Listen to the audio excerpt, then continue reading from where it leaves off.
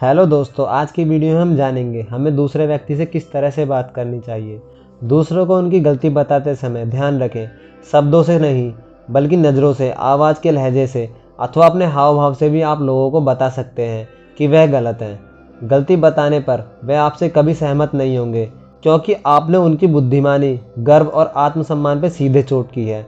इससे होगा यह कि वो पलटकर आप पर वार करना चाहेगा, परंतु वे अपनी सोच को कभी नहीं बदलेंगे। यह बात भी ध्यान रखें, अपनी बात कभी इस तरह से शुरू ना करें, मैं आपके सामने अमुक बात सिद्ध करने जा रहा हूँ।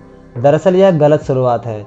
दूसरे शब्दों में आप सामने वाले को यह बता रहे हैं, मैं आपसे ज़्यादा स्मार्ट हूँ। यह एक चुनौती है। इससे विरोध उत्पन्न होता है और सुनने वाला आपको कुछ कहने से पहले ही आपसे लड़ने के लिए तत्पर हो जाता है। गैलीलियो ने 300 से अधिक वर्ष पहले यह कहा था, आप किसी आदमी को कुछ नहीं सिखा सकते, आप सिर्फ उसे अपने अंदर से सीखने में मदद कर सकते हैं। इसी प्रकार लॉर्ड चेस्टरफील्ड ने अपने पुत्र से कहा था, संभव हो तो दूसरे लोगों से ज़्यादा बुद्धिमान बनो, परंतु यह बात उनसे कहो मत। इस बात का उदाहरण आप इस कहानी से समझ सकते हो। एक राजा ने अपने ज्योतिषी को दरबार में संबोधित करके पूछा कि वह उसकी आयु के संबंध में बताए। ज्योतिषी ने अपनी गणनाएं करने के पश्चात राजा को बताया, आपकी आयु इतनी है कि आपके परिवार के सभी लोग आपके सामने काल कलवित होंगे, आप सबको मारकर मरेंगे। यह सुनते ही राजा आग बबूला हो गया और उसने ज्योतिषी को कैद करने का आदेश सुना दिया। कुछ दिन बाद राजा ने अपने दरबार में अन्य ज्योतिषों से भी यही सवाल पूछा। उसने गणनाएं करने के पश्चात विनम्रता व बुद्धिमान पूर्वक जवाब दिया, आप शतायु होंगे और परिवार के सभी सदस्यों से ज़्यादा समय तक जीवन का उपयोग करेंगे। सुनकर राजा अति प्रसन्न हुआ और उसे राज्य का राज ज्योतिषी मुकर्रर कर दिया।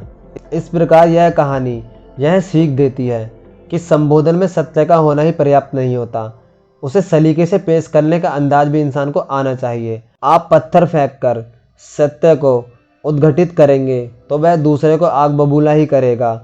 एक विनोदपूर्ण उक्ति है, जीभ में हड्डी नहीं होती लेकिन यह हड्डियाँ तुड़वा सकती है। जुबान का उपयोग बेहद सावधानी व चतुराई से किया जाना चाहिए। याद रखें कि मौन रहने वाले वृक्ष पर शांति के फल लगते हैं। बोलना सीखने के लिए 7 साल की आवश्यकता होती है और मौन रहने के लिए 60 साल की।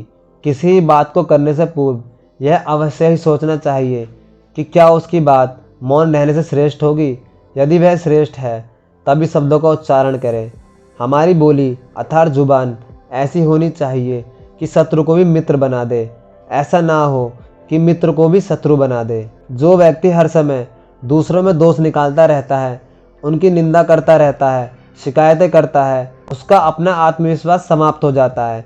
उसमें धीरे धीरे हीन भावना पैदा होने लगती है। वह यह मान बैठता है कि वह अपने जिस शत्रु की बुराई खोज रहा है, निंदा और शिकायतें कर रहा है, वह उससे कहीं अधिक शक्ति संपन्न है।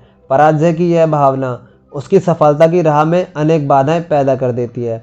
उसके अनेक गुण और शक्तियां नष्ट हो जाती हैं। तो आपको यह कहानी कैसी लगी कमेंट करके ज़रूर बताएं और वीडियो को लाइक करें।